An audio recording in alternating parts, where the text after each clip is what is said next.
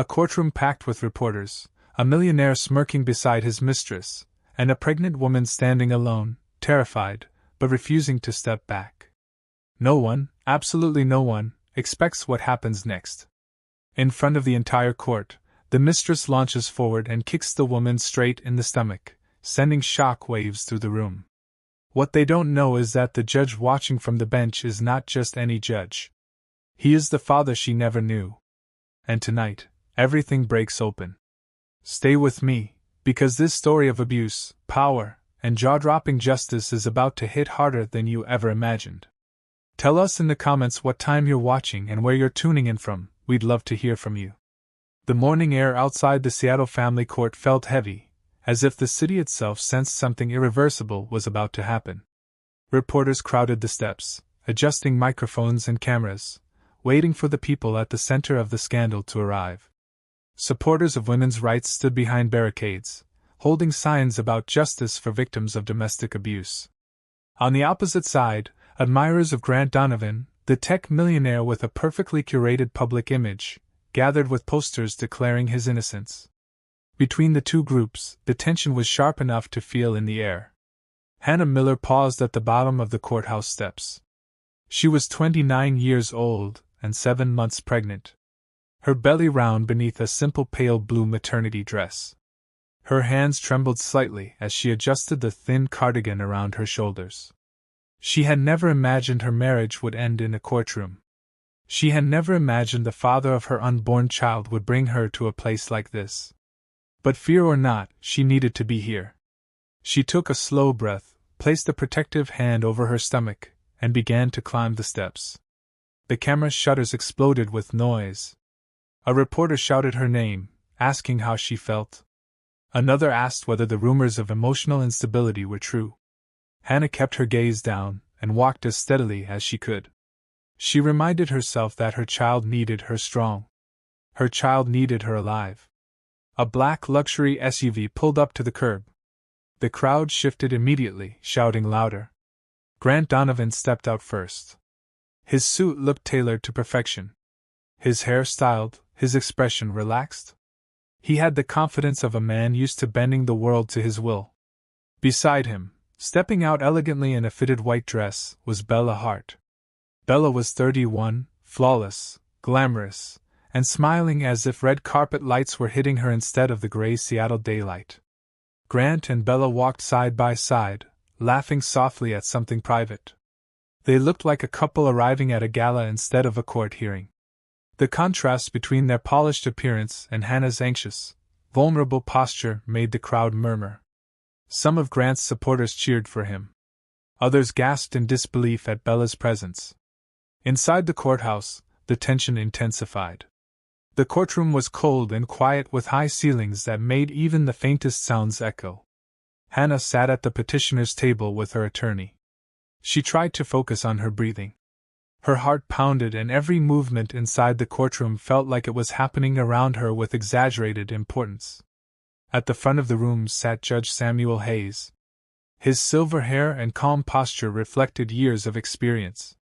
He surveyed the room with disciplined composure, but when his eyes landed on Hannah, something flickered behind them. He had no logical explanation for the sensation. Yet he felt an odd familiarity when he looked at her. It was not recognition. It was something deeper and unspoken. Still, he forced himself to remain professional. The hearing began. Hannah's attorney stood and outlined her request for protection, support, and primary custody. The argument was measured, based on documented patterns of control and emotional abuse. Hannah kept her hand over her belly, feeling her baby move beneath her skin as if sensing the tension. Grant's attorney rose with a rehearsed expression of concern. He claimed Hannah suffered from emotional instability. He said she misinterpreted events. He even suggested she had a tendency toward exaggeration during pregnancy.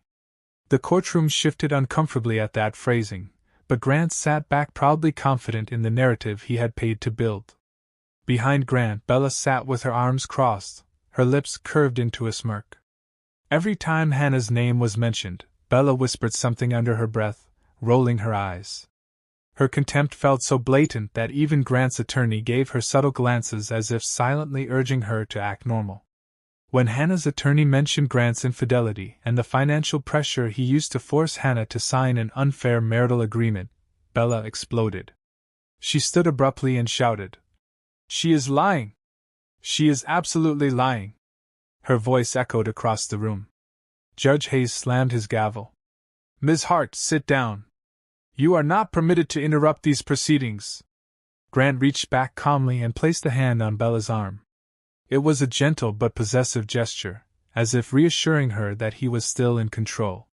Bella sank back into her seat, her jaw clenched, but her eyes radiated fury. The judge motioned for Hannah to speak.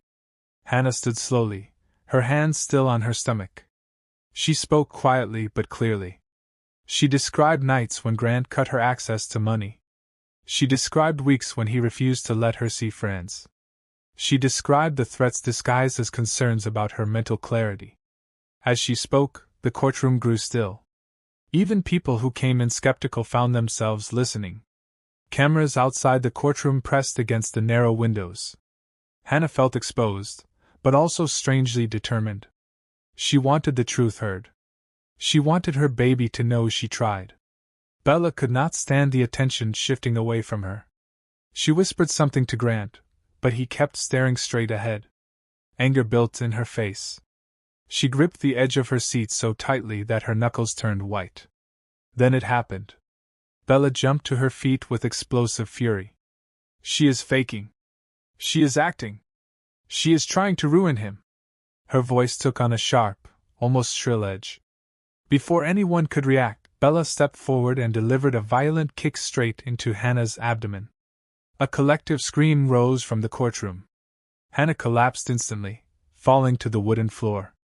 Her hands clutched her stomach as her body curled forward. A sharp cry escaped her lips full of terror and instinctive pain. Fluid spilled onto the courtroom floor. The sound of it hitting the wood made several people gasp. The room erupted. Reporters yelled. Attorneys stumbled over chairs. Security lunged forward. Judge Hayes froze for a split second. Then something inside him snapped. His face drained of color. His voice, usually calm and steady, burst out in a shout that shook the room. "Security! Call an ambulance! Now!" His eyes were fixed on Hannah, who lay trembling on the floor, struggling to breathe, her fingers trembling as they tried desperately to protect the life inside her. And for reasons he could not yet understand, the sight hit him with a pain he had never felt before. The world around Hannah dissolved into a blur of lights. Footsteps and shouting voices as the paramedics rushed her out of the courtroom. She could still feel the echo of the kick in her abdomen, a deep exploding pain that pulsed through her entire body. Every bump of the gurney made her catch her breath. She tried to keep her hands pressed against her stomach as if her palms could protect the small life inside her from further harm. Her tears soaked into the side of her face and into the blanket covering her. The courthouse doors burst open and the gurney rolled into the waiting ambulance.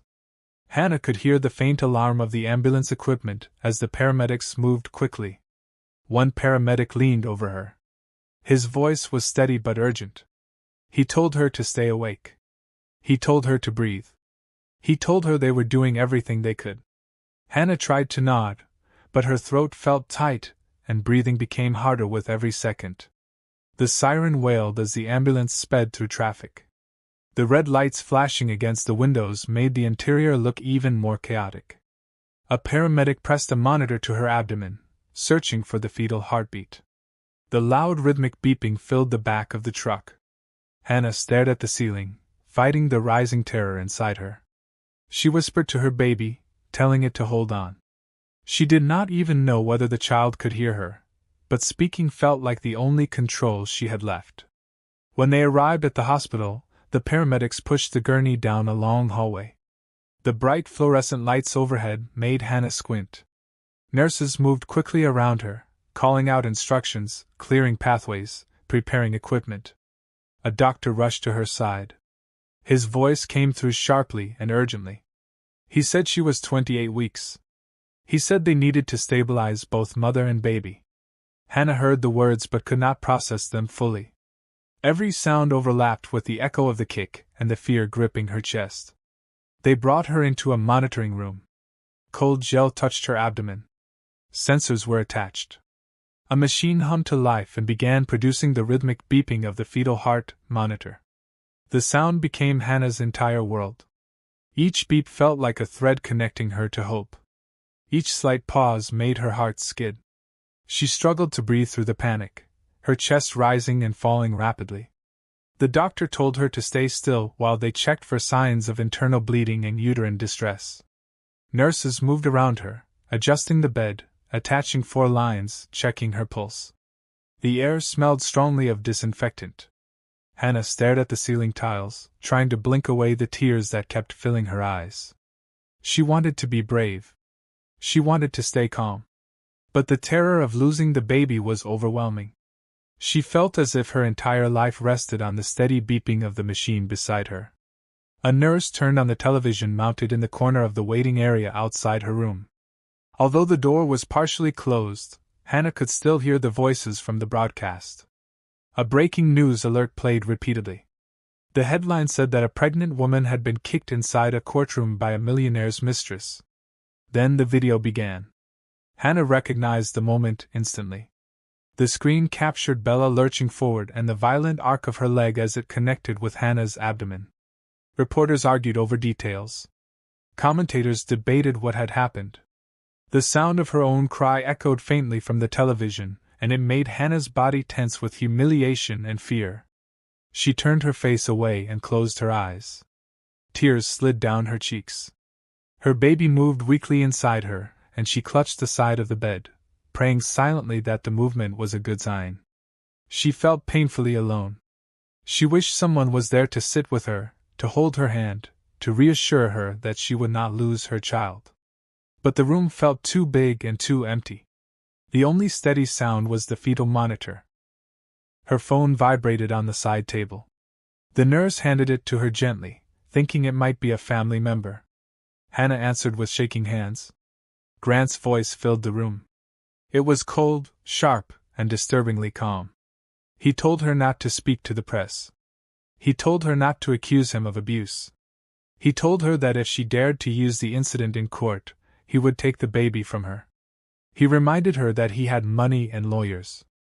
He reminded her that she would lose if she fought him. Hannah closed her eyes, gripping the phone. She could barely speak. She felt the words cut deeper than the pain in her abdomen. When she hung up, her hand trembled so violently that the phone almost slipped from her grasp. A few minutes later, another message appeared. This one from Bella. It contained only 5 words. Next time, I will not miss. Hannah stared at the text until her vision blurred. Her stomach tightened again with pain. She tried to breathe, but her chest felt constricted. The room suddenly felt too bright, too loud, too suffocating. A soft hand touched hers. Hannah opened her eyes and saw an older nurse standing beside the bed. The woman introduced herself as Helen Harder. Her voice was gentle but firm. She told Hannah she had seen husbands like Grant Donovan before. She told her not to sign anything. She told her that men who used power to control their wives always escalated when threatened. Hannah listened to Helen's voice and felt a small thread of comfort pull her back from panic. It was the first compassion she had felt since collapsing on the courtroom floor. Night settled outside the hospital windows. The lights in the room dimmed, but Hannah could not sleep. Every time she closed her eyes, she saw Bella's foot coming toward her. Every time the fetal monitor beeped, she felt relief.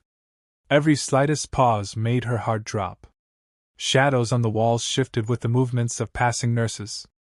The quiet hum of machines filled the silence. Hannah lay in the darkness, listening to the heartbeat of her baby and praying the rhythm would not change. Near midnight, her phone vibrated again. She almost ignored it, afraid it was another threat. But when she opened the message, she froze. The email had no name and no signature. It contained only a single sentence. If you are Hannah Miller, I think I am your father. The phone slipped slightly in her hand as she stared at the words. Her breath caught. The room felt colder. Questions swirled in her mind. She felt fear, confusion, disbelief, and a sudden, impossible spark of hope. The monitor continued its steady beeping beside her. She held the phone to her chest, unsure whether the message was a mistake or the beginning of something she had never dared to imagine. 48 hours after the attack in the courtroom, the story had already spread across every major news outlet in the country.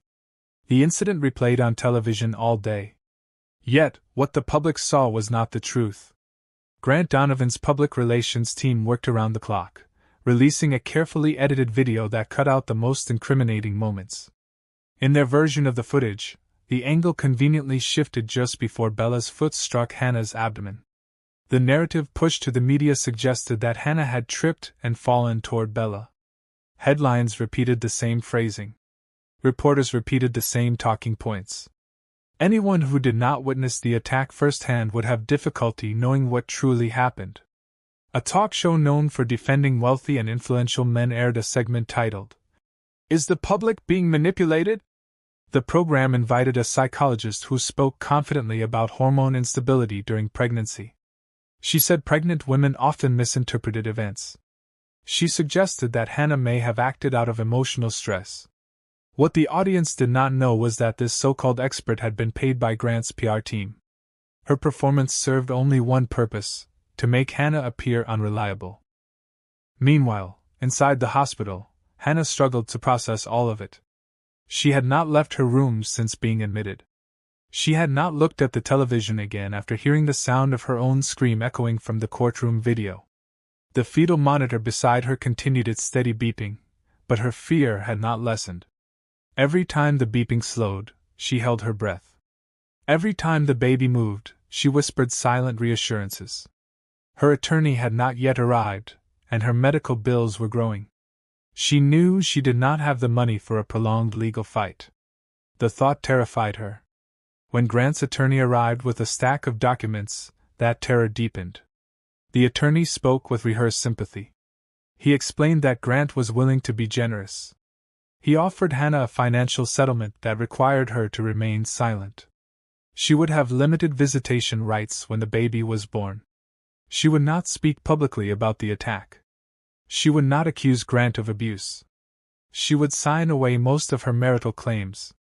It was presented as a lifeline, but the intention was clear.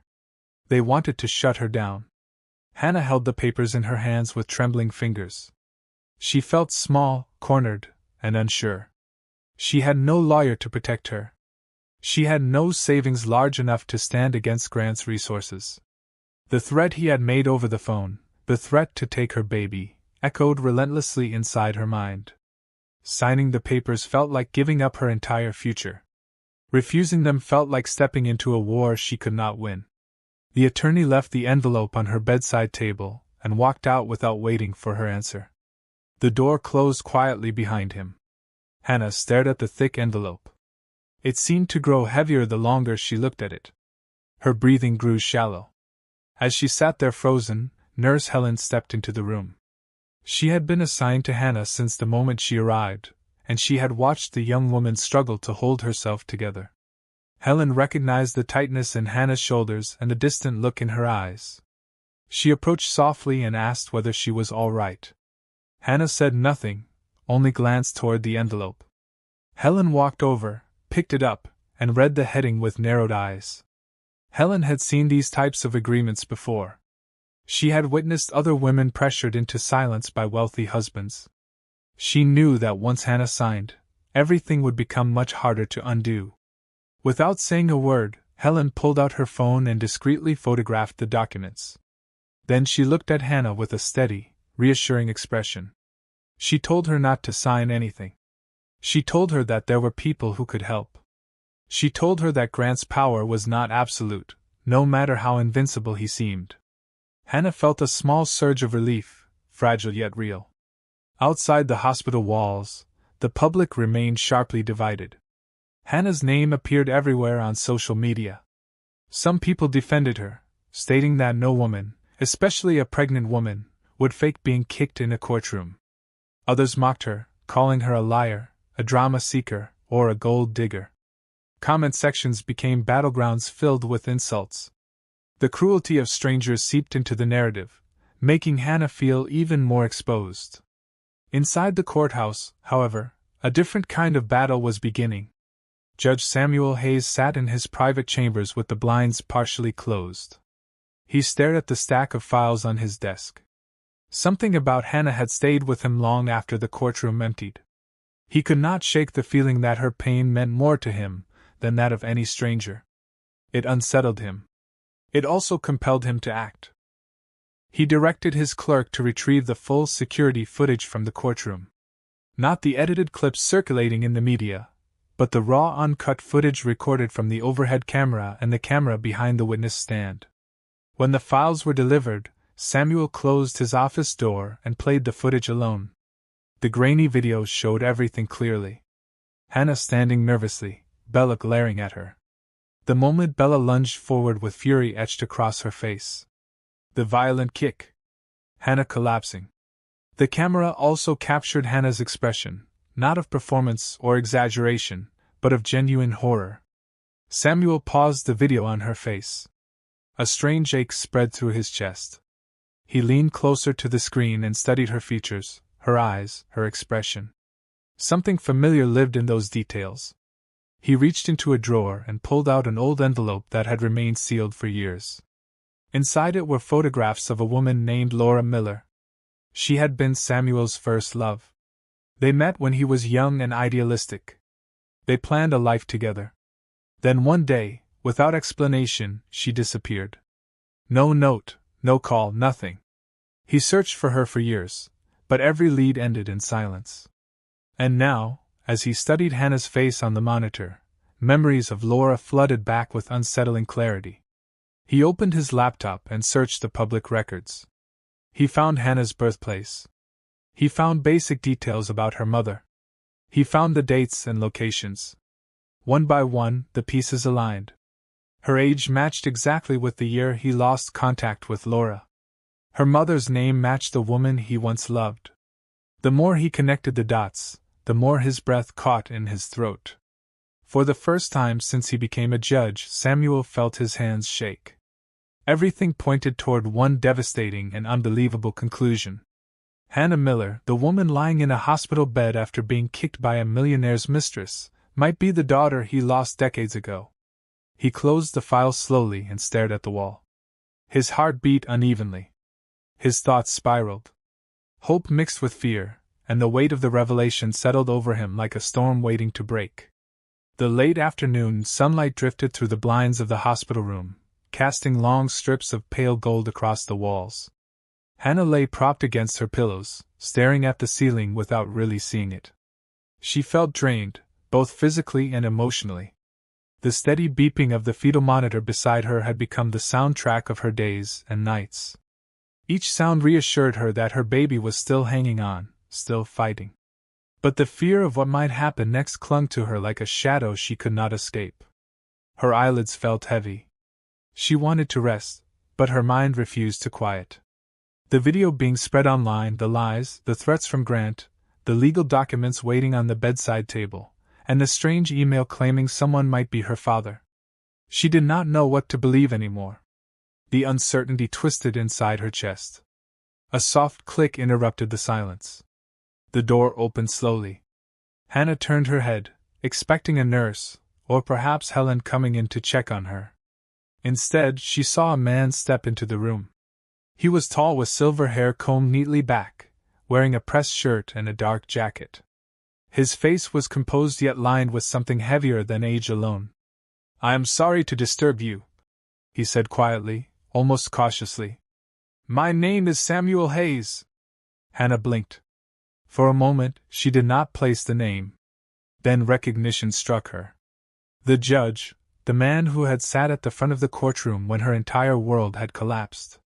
She felt her stomach tighten. She shifted slightly upright, her hand instinctively moving to her belly. "What are you doing here?" Her voice was soft but weary.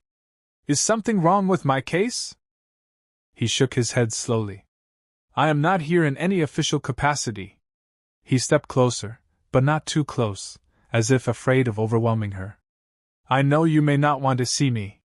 I understand that, but I believed it was important to speak with you. Hannah felt tension rush to her shoulders. She assumed he was here to tell her to reconsider the legal battle or perhaps to warn her about speaking to the media.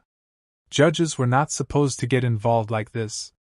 Something about his presence felt strange. She swallowed hard. If this is about the hearing, she said carefully, I know the situation was chaotic, and I know you must be under pressure, but I did not lie about anything. I know you did not, he replied immediately, surprising her. The sincerity in his voice made her pause. This is not about the hearing. This is about something else entirely. She frowned, confused. Samuel reached into the inside pocket of his jacket. Hannah tensed again, unsure of what he would produce. When he pulled out a small, slightly worn photograph, he held it gently as if it were something precious. I have reason to believe, he said quietly, that I might be your father. Hannah stared at him, stunned. For a moment, her mind went blank. She looked at the photograph in his hand. He extended it slowly toward her. With trembling fingers, she took it. The picture showed a young woman with soft eyes and long hair standing beside a much younger version of the man now in her hospital room. The woman looked familiar, not because Hannah had ever seen her in person, but because her mother had kept only one photo from her youth in an old drawer. It was the same woman. It was Laura Miller. Hannah's breath hitched. Her pulse quickened. She felt as though the ground beneath her was tilting. That is my mother, she whispered. Samuel nodded. His eyes held a mix of sadness and hope. I met her many years ago. We were very young. My family disapproved. She left without telling me she was pregnant. I searched for her for years, but never found where she went. Hannah looked down at the photograph again. Her mother had never spoken about Hannah's father. Every question Hannah had asked through her childhood had been deflected or brushed aside with vague answers. Hannah had always assumed he had abandoned them, or that he simply did not care. To hear this now was like having a curtain pulled back on a part of her life she never expected to see clearly. Why now? She asked. Her voice wavered between shock and anger. Why, after all this time? Samuel's chest rose and fell with a steadying breath. When I saw you in that courtroom, something struck me. The way you looked, something in your face, a familiarity I could not explain. I ignored it at first. Judges are trained to remain detached. But when I saw the unedited video, when I saw the necklace around your neck, I recognized it. Hannah instinctively touched the small necklace resting against her collarbone. It had belonged to her mother. She had worn it since the day her mother passed away. Laura wore that necklace the day she left. Samuel continued. I gave it to her when we were young. I never saw it again until it was around your neck. Hannah's eyes filled with tears. She was overwhelmed. Part of her wanted to believe him. Another part wanted to shield herself from more pain. She pressed a hand to her stomach, grounding herself. I do not know what to say, she whispered. You do not need to say anything right now, Samuel replied gently.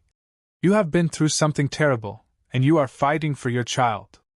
The last thing I want is to add to your burden. But if the possibility is true, then I owe you the truth and I owe you protection. I am angry, Hannah said quietly. If you are my father, why did you not find us sooner? He nodded slowly. I deserve that question, and I cannot change what happened. I can only tell you that I tried. I did not know where she went. She disappeared from every place I searched. If you choose to take a DNA test and if it confirms what I believe, then I want to stand by you now. I want to help protect you and your baby. He stepped back slightly, giving her space. I will withdraw from your case to avoid any conflict of interest, but privately I can help. I can hire an attorney who specializes in cases like this, someone who will not be intimidated by Grant Donovan. Hannah looked at him for a long moment. Her emotions swirled chaotically, but beneath the confusion was a small spark of something she had not felt in a long time. Hope. Fragile yet real. Samuel placed a small envelope on the table beside her. Inside was information for A. DNA test. Take your time, he said softly. Whatever you choose, I will respect it. He turned to leave. Hannah stared at the envelope, her hand resting protectively on her belly. For the first time since the attack, she did not feel entirely alone. The following morning, the hospital room felt unusually quiet. Hannah sat upright in her bed, exhausted but alert, waiting for the visitor Judge Hayes had told her about. She did not know what to expect. Her life had changed drastically within days. Every hour brought new information, new fear, or new uncertainty. She could only hope that whoever was coming would help her rather than place another burden on her already trembling shoulders. A firm knock sounded at the door. When it opened, a woman stepped inside with confident strides. She wore a charcoal suit and carried a leather briefcase tucked beneath her arm. Her presence filled the room immediately. Her hair streaked with gray was tied back in a clean twist, and her expression carried both authority and conviction. "You must be Hannah Miller," the woman said, offering her hand. "I am Mary Collins." Hannah shook her hand. Mary's grip was steady, reassuring, and strong in a way that made Hannah exhale the breath she had not realized she was holding. "Judge Hayes asked me to come," Mary continued as she pulled a chair beside the bed. "He said you need someone who will not hesitate to stand up to a man like Grant Donovan." Hannah nodded slowly. "He told me you were experienced." Mary opened her briefcase and took out several folders. "That is one way to put it. I have handled cases involving powerful men who believe they can buy silence. When the judge mentioned Grant's name, I recognized it immediately." Hannah's eyebrows lifted. "You did?" "Yes." Mary folded her hands. 5 years ago, his second wife died. The case was ruled a suicide. She was pregnant, 26 weeks. The official record stated she jumped from the balcony of their penthouse. Hannah's heart dropped. "I did not know. I suspected from the start that something was wrong," Mary said. "The timing, the circumstances, the inconsistencies in the medical report, but the case was closed quickly. Too quickly." A cold tremor crawled through Hannah's spine. She pressed her hand against her belly, feeling her baby shift beneath her palm. She swallowed hard. Mary then opened the first folder. Inside were printed news articles, old police memos, and several grainy photographs. "Judge Hayes used his connections to retrieve the archives from the original investigation, and I requested a deeper pull from contacts within the Bureau." "The Bureau," Hannah whispered. "FBI." Mary nodded. "Some parts of the file were difficult to obtain, but we have what matters." She lifted one photograph. It showed a balcony crime scene tape and a woman's purse lying on the ground. Another photo showed a pair of shoes positioned strangely far from the railing. Mary tapped the edge of the image. "The detective assigned to the case suspected foul play. His notes indicated inconsistencies, including bruising patterns that did not match a fall. But before he could continue his investigation, he was removed from the case. The report was finalized under a different supervisor.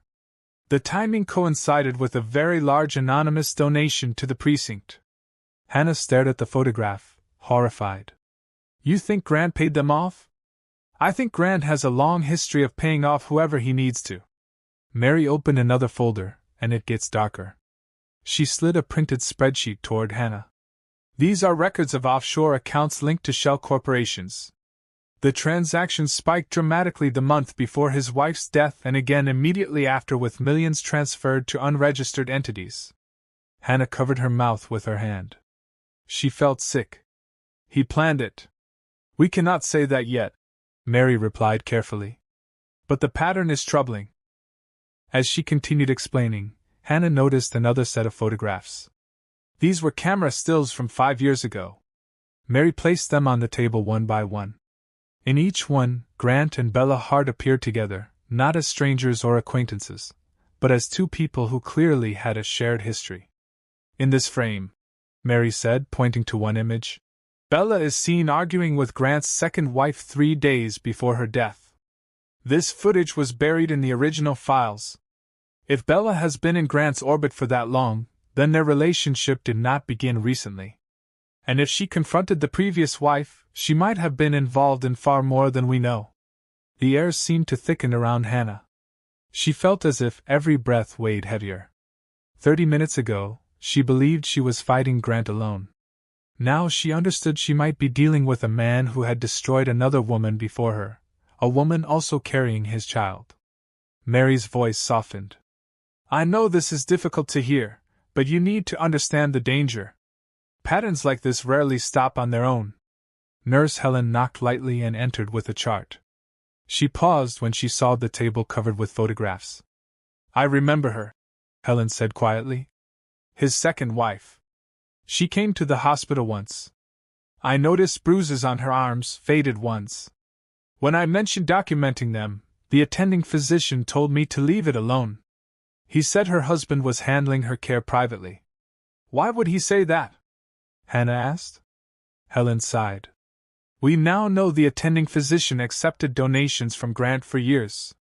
He bought equipment renovations and a few vacations. In return, he dismissed anything that could make Grant look bad. Mary nodded.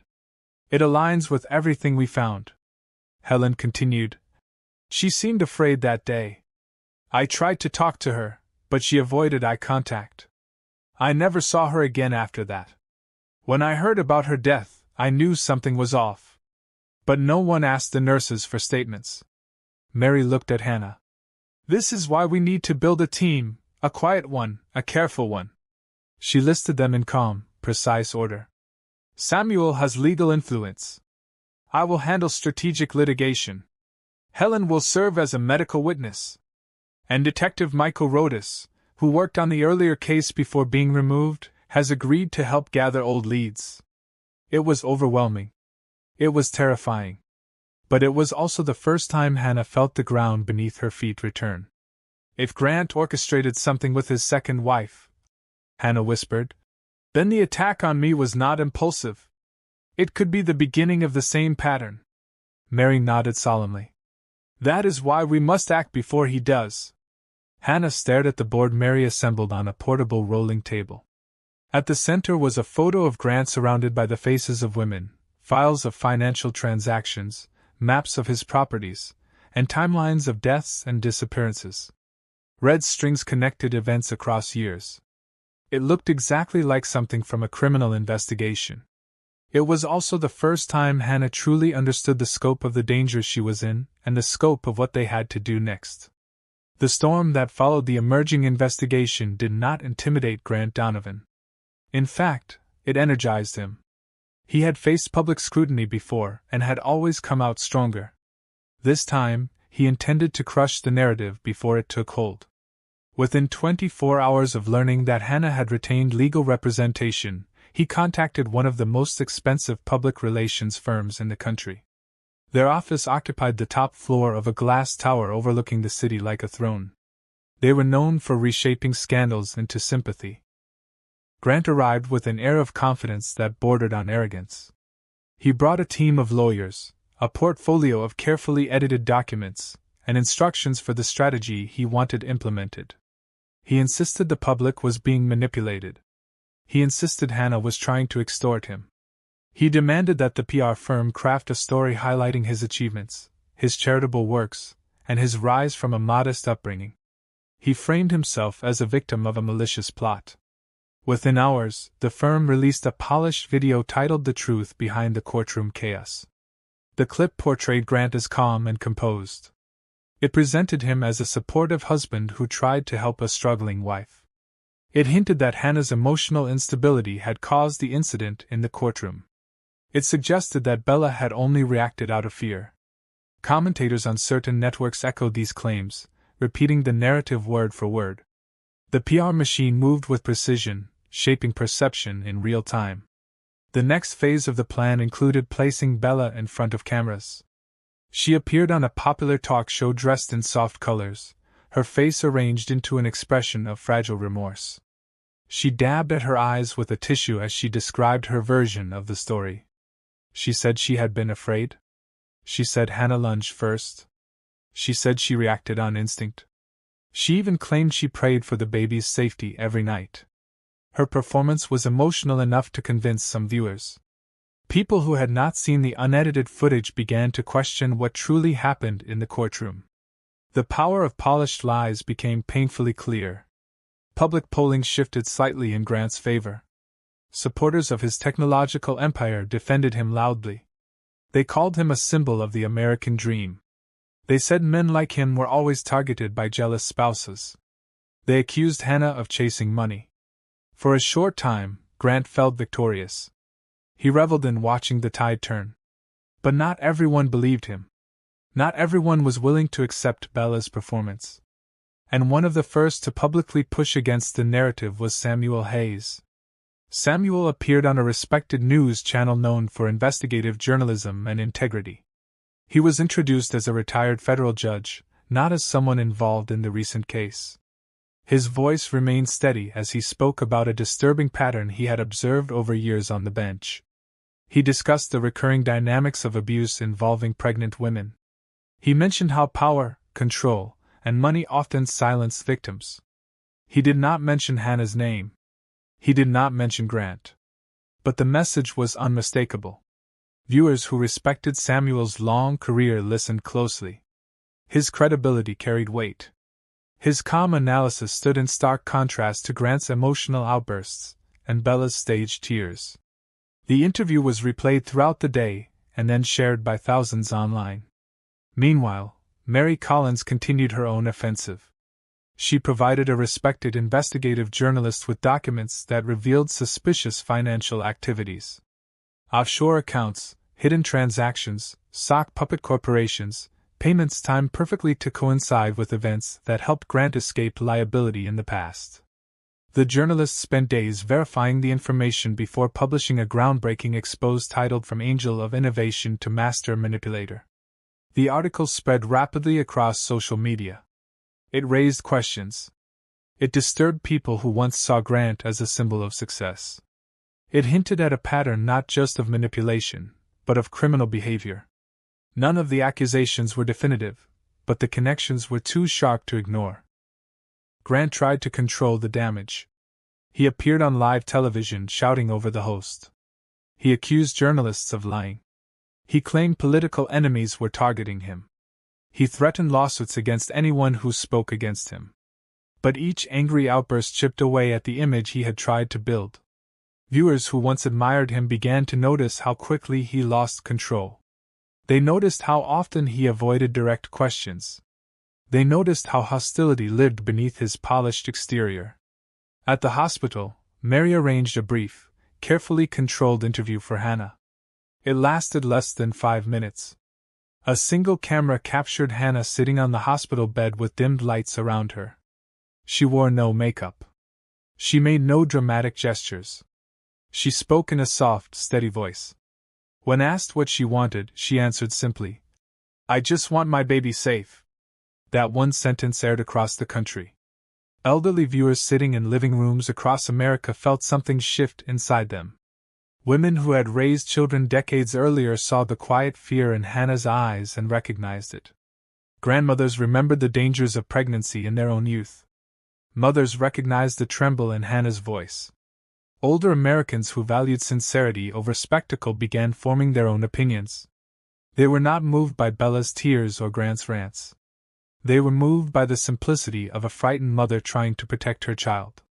Gradually, the tide of public opinion began shifting again. It did not happen with dramatic speed.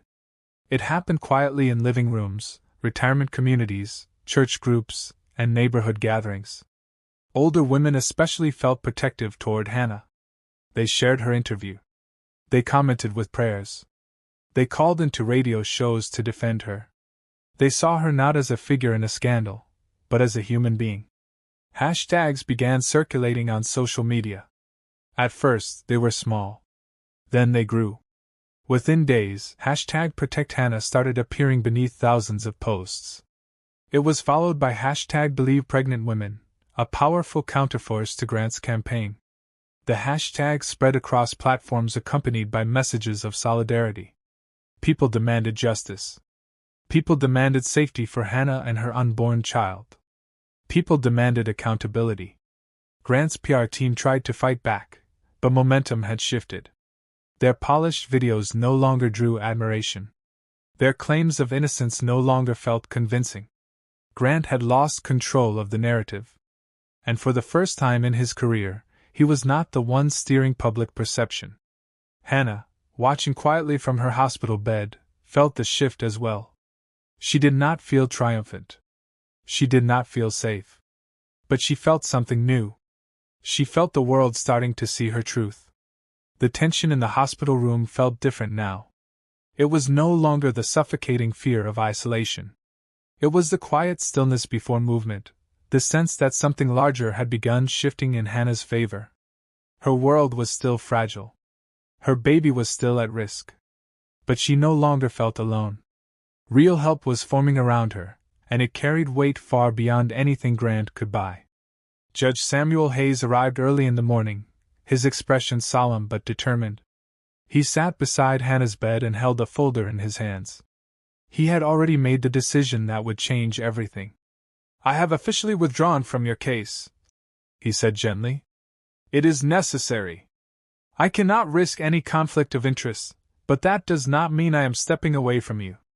Hannah looked at him, feeling a strange mixture of relief and fear. "So, what happens now?" Samuel's voice softened. "Now I stand behind you as your father, and I will help you fight this battle from the outside." The words hit her with unexpected force. Hearing him say "father" still felt unreal, but it warmed something deep in her chest. She nodded slowly. Mary Collins joined them shortly after. She stood by the foot of the bed, flipping through a thick binder. "Since the judge has stepped back, we need reinforcements.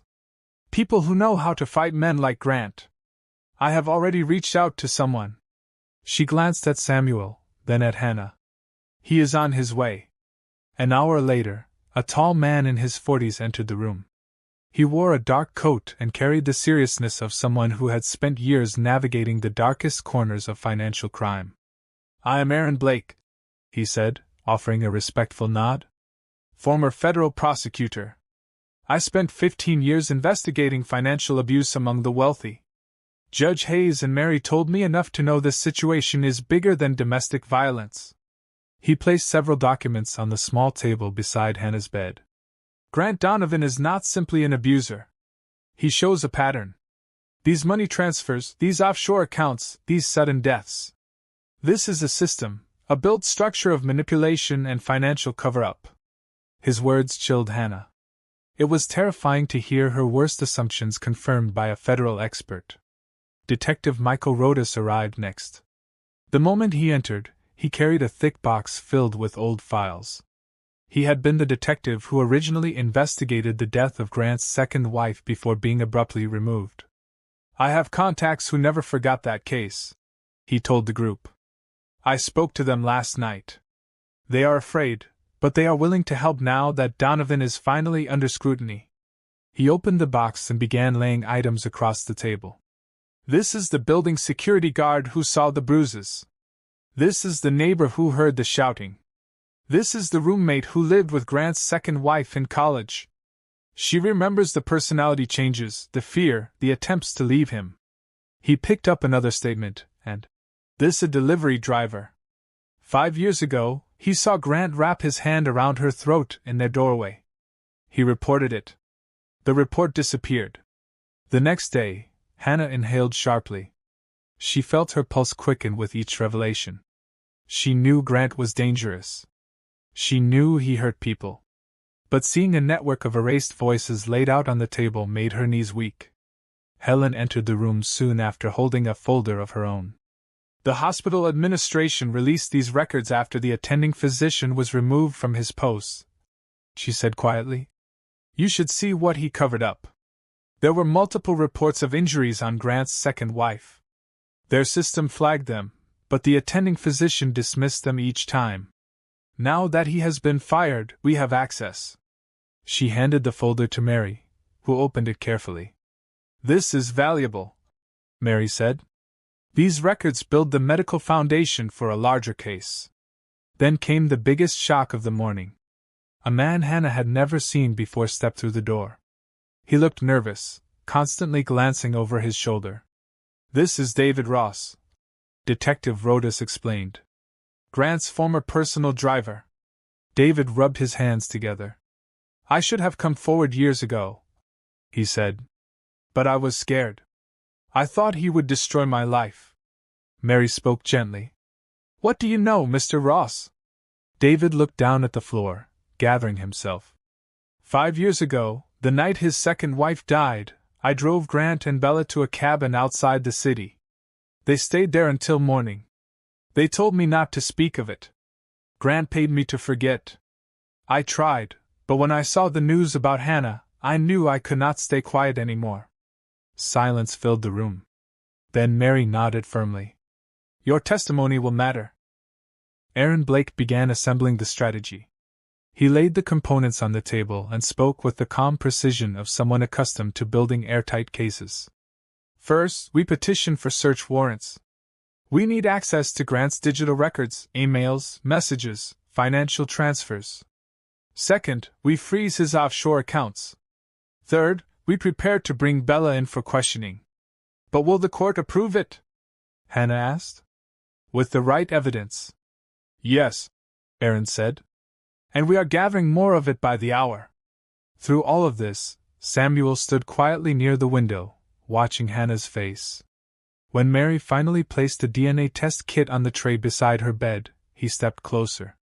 You do not have to take it, he said softly. But if you want certainty, I am ready. Hannah lifted the kit slowly. Her hands trembled.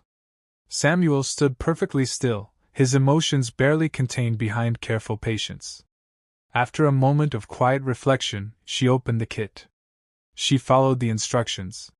When she handed the sample to Mary for transport to the lab, she felt her breath catching. Hours passed. Evening settled outside the window. Nurses moved quietly through the halls. The fetal monitor continued its steady rhythm. Then the door opened again. Mary entered slowly, holding a sealed envelope. Hannah's heart raced. Samuel's face went pale. Mary placed the envelope on the table without speaking. Hannah opened it with shaking fingers. Positive. A clear and undeniable confirmation. Samuel Hayes was her biological father. For the first time since arriving at the hospital, Hannah allowed herself to cry freely. And when Samuel stepped forward, tears in his own eyes, she placed her hand in his. He held it with trembling reverence. Not as a judge, not as a stranger, but as a father meeting his daughter for the first time. The others in the room stepped back respectfully as the two shared a moment of quiet connection. It was brief, fragile, and extraordinary. When the moment passed, Aaron closed the files in front of him. We have everything we need, he said. Tonight, we prepare for the confrontation. At the center of the room, the Justice Alliance stood united. The night ahead would begin the battle that would expose everything Grant had tried so hard to bury. The ballroom of the Grand Seattle Hotel shimmered beneath hundreds of crystal lights as the annual charity gala began. Grant Donovan had chosen this night carefully. He wanted the world to see him as a symbol of compassion. He stepped onto the red carpet wearing a tailored black suit that gleamed under the cameras. Reporters shouted his name. Flash after flash painted his smile in bright white bursts that made him appear almost heroic. He raised his hand with a practiced gesture, looking every bit the philanthropic innovator the event promised to celebrate. Beside him walked Bella Hart, dressed in a flowing white gown that sparkled with sequins from shoulder to hem. She held Grant's arm tightly, tilting her head toward him with a soft expression that had been rehearsed for days. She wanted to appear gentle and misunderstood, a woman caught in an unfortunate situation. Cameras captured her every angle. She let a few tears fall at the right moment, claiming she wished only for healing. Many people in the audience watched her with mixed reactions, unsure what to believe. Inside the ballroom, the decorations glittered with gold and ivory. A giant digital banner displayed the theme of the evening, empowering women in times of crisis. Grant had insisted on it. He believed nothing would cleanse his reputation faster than announcing a charitable fund. He wanted applause. He wanted admiration. He wanted forgiveness before anyone realized what he had done. Guests filled the tables in elegant attire. They murmured about headlines but tried to remain polite, unsure where the truth lay. Mary Collins, Aaron Blake, Detective Rodas, and Samuel Hayes entered through the VIP entrance. Their invitations had been arranged strategically so they could move within the crowd without raising suspicion. Mary wore a navy gown with a modest cut. Aaron and Rodas dressed in dark suits. Samuel kept a calm expression, though tension simmered beneath his quiet composure. They did not speak much as they walked. They had prepared for this moment with meticulous care. Outside the building, a separate black vehicle arrived at a discreet side entrance. Hannah sat in a wheelchair wrapped in a warm coat that covered the medical bandaging around her abdomen. A nurse gently pushed her forward while 2 security staff walked beside her. Hannah looked pale but determined. Her face was no longer clouded by helplessness. Instead, her eyes held a clear purpose. She knew tonight would determine her future and her baby's safety. A small group of staff escorted her through a quiet hallway. She breathed slowly to manage the discomfort in her ribs and stomach. Every movement reminded her of the violent attack that had pushed her here. Yet she refused to turn back. She had asked to be present. She wanted to see the truth revealed with her own eyes. She wanted to witness the moment when Grant's lies would crumble. Unbeknownst to most guests, an investigative journalist had placed discreet microphones beneath the stage earlier in the evening. The journalist had worked closely with Mary and Aaron to ensure no technical glitch could interrupt the reveal. The devices were hidden behind floral arrangements and small decorative panels. They would capture every sound on stage once the time came. Hannah's heartbeat quickened when she learned of the setup. She felt as if the entire room was a sealed chamber waiting to explode. Grant stepped onto the stage as the orchestra softened its music. He approached the microphone with an expression of deep sorrow. He placed his hand over his chest and bowed his head. His voice trembled as he began his speech.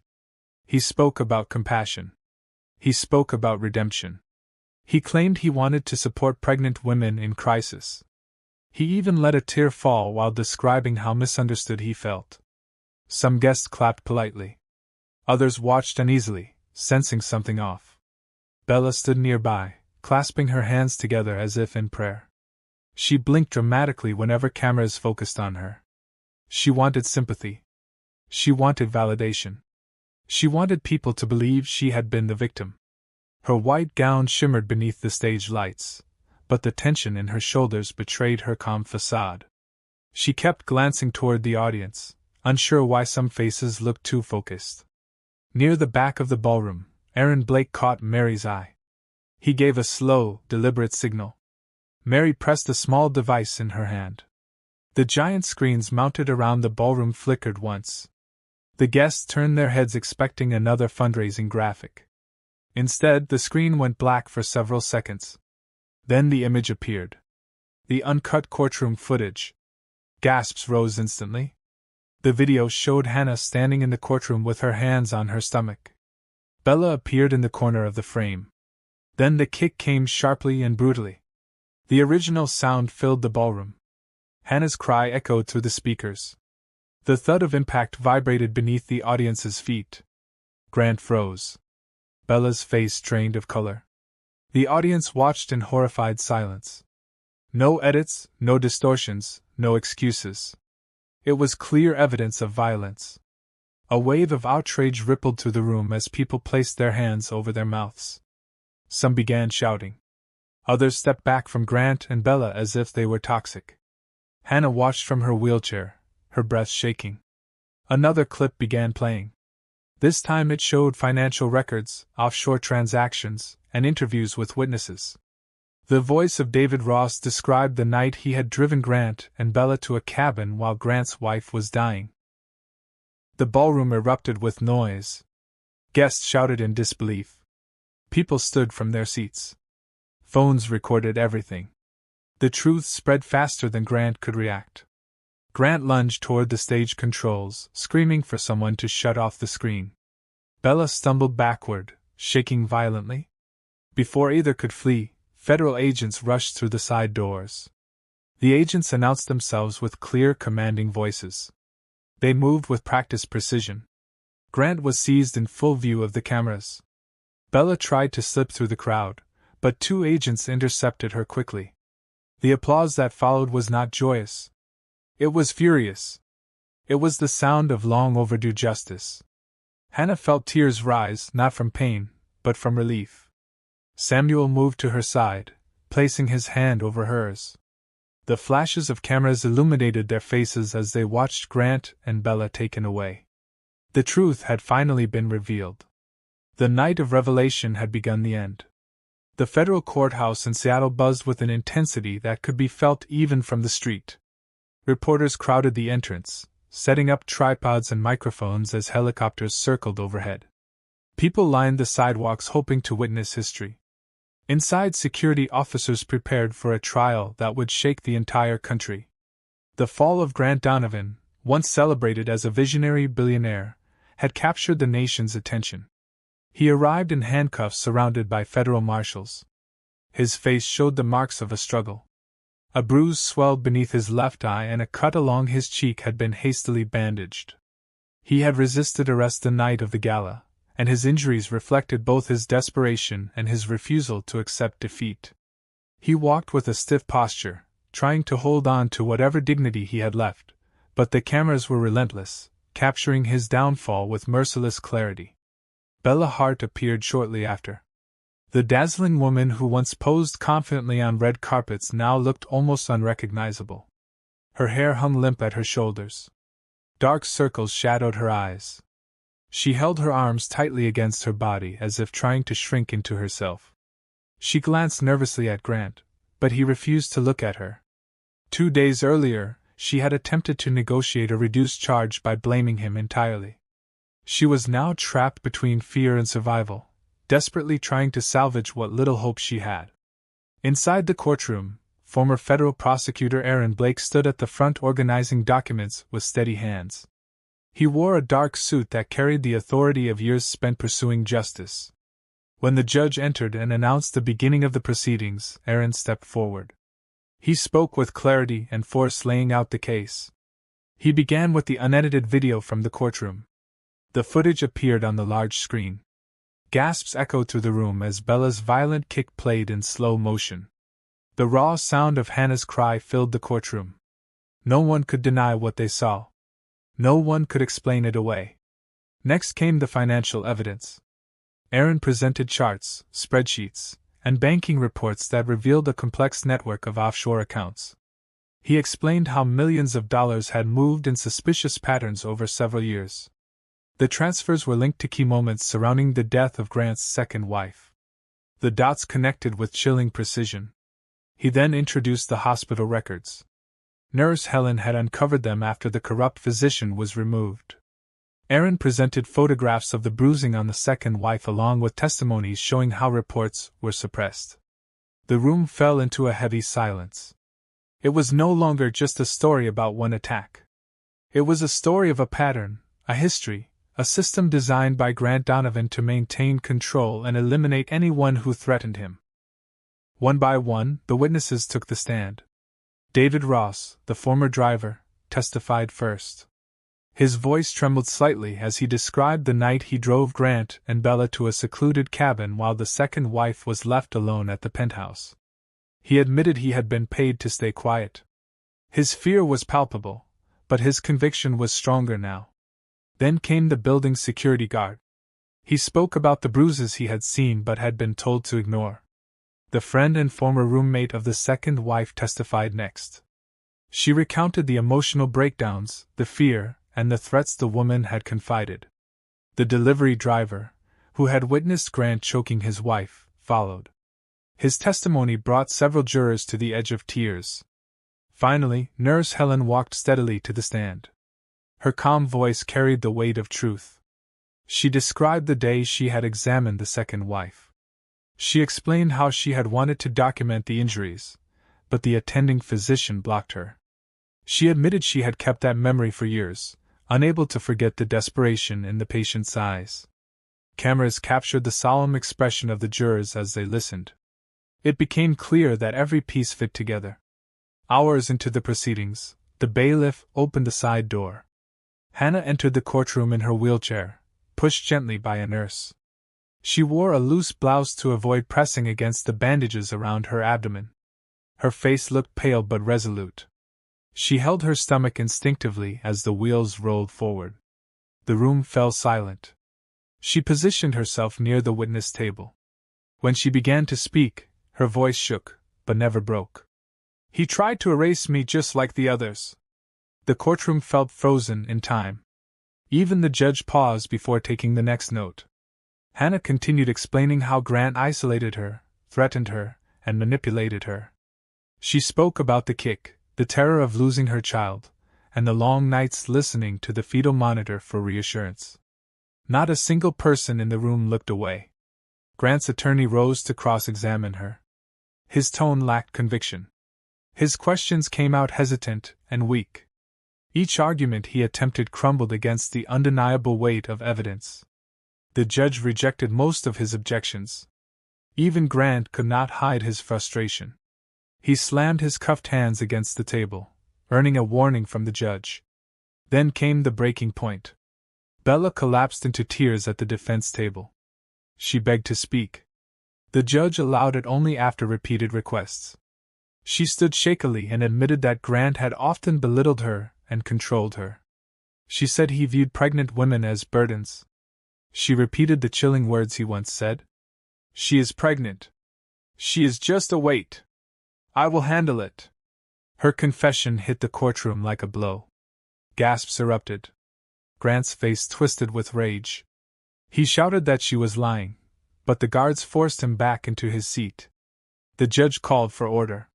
When silence finally returned, he delivered the verdict. Grant Donovan was sentenced to 45 years in federal prison. Bella Hart received 18 years for her role as an accomplice. The room erupted in emotional release. Hannah covered her face with her hands and sobbed. The weight of months of fear and pain poured out of her. Samuel Hayes moved quickly to her side. He knelt beside her wheelchair, holding her hand in both of his. His forehead trembled as he tried to speak, but emotion overcame him. "You are safe now," he whispered. Hannah lowered her hands slowly, tears still streaming down her cheeks. She felt a faint movement inside her belly, a tiny kick, a quiet reassurance. Her baby was still there, still fighting, still alive. And for the first time, she felt they had truly won. The days following the verdict felt like stepping into a different world. The fear that had once clung to Hannah's every breath slowly loosened. Her doctors told her that her vital signs had stabilized. The bruising around her ribs had begun to fade. The tension that had wrapped itself around her belly seemed to soften little by little. She held on to hope with cautious hands. Each morning, she listened to the gentle sound of her baby's heartbeat on the monitor and let it calm her spirit. 3 weeks later, on a quiet Sunday morning, her daughter arrived. The delivery room glowed with warm lights, and the nurses spoke gently as they worked. Hannah held on to the sides of the bed, tears streaming down her cheeks as she pushed through the final moments of labor. When the newborn's cry filled the room, Hannah felt a wave of gratitude so deep it left her shaking. The nurse placed the tiny girl in her arms, wrapped in a soft hospital blanket. Hannah gazed at her daughter's face and whispered her name. Grace. Grace's small fingers curled around Hannah's thumb as if claiming her place in the world. Hannah pressed her lips to the infant's forehead, letting the warmth of her tiny body settle into her heart. For the first time since the attack, she felt whole again. The door opened quietly and Samuel stepped into the room. He moved slowly as if afraid to disturb the moment. Hannah looked up at him with tired eyes and smiled. "Would you like to hold her?" Samuel froze, overwhelmed. His eyes glistened. He nodded silently and reached out his trembling hands. Hannah placed Grace gently into his arms. Samuel's breath hitched. He stared at the little girl as if she were a miracle he never expected to receive. Tears streamed down his face as he whispered a greeting to his granddaughter.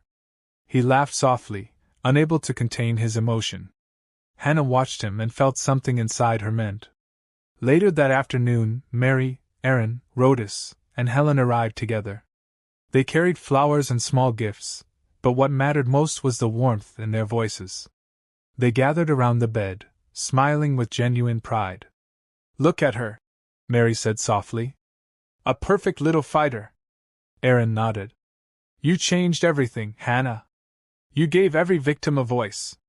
You forced the system to listen. Rhodas leaned forward, smiling warmly. She is going to grow up strong, just like her mother. Helen brushed a hand over the blanket. I cannot wait to tell her one day how brave you were. You saved her life before she ever took her first breath. Hannah listened to them with tears in her eyes. She squeezed their hands, grateful for each of them. They had not only defended her, they had saved her and her daughter.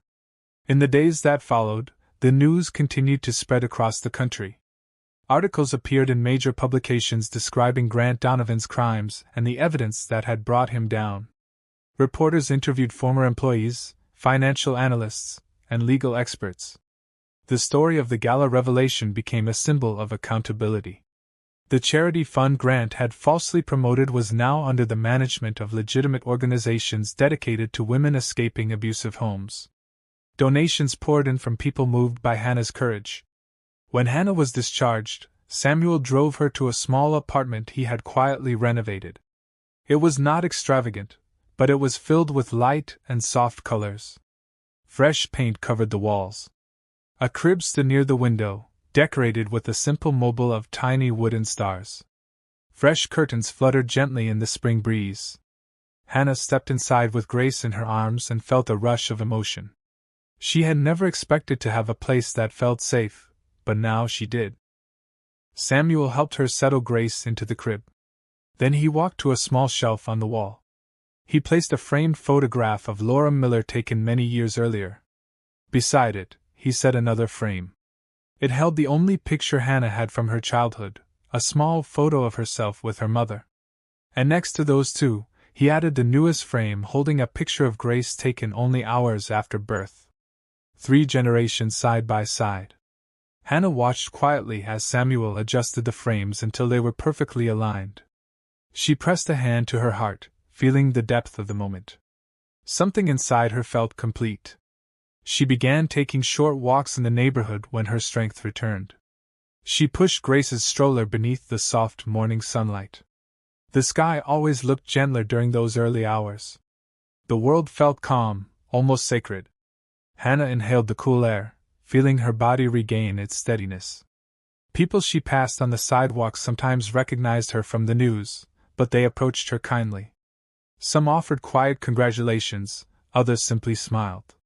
Hannah felt lighter than she had in months. Samuel eventually moved into the apartment next door.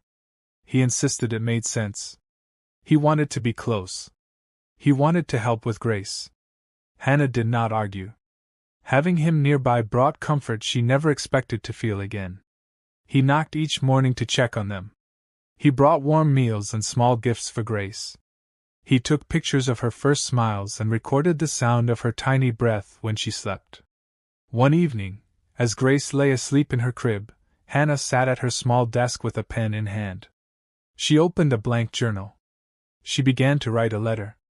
It was addressed to any woman who felt trapped, afraid, or alone. Her words flowed steadily. You are not alone. You are stronger than you know, and there are people who will fight for you if you let them. Your life has meaning. Your story matters. She hoped her message would reach someone who needed it. The apartment was quiet as dawn approached. Gentle sunlight filtered through the curtains and fell across Grace's crib. Hannah walked to her daughter's side and placed a hand near her tiny chest. She felt the soft, steady rhythm of her breathing. Grace's fingers twitched in her sleep. Her world was just beginning. The light grew brighter. The first morning of a new chapter, and for the first time in a very long time, the future felt open.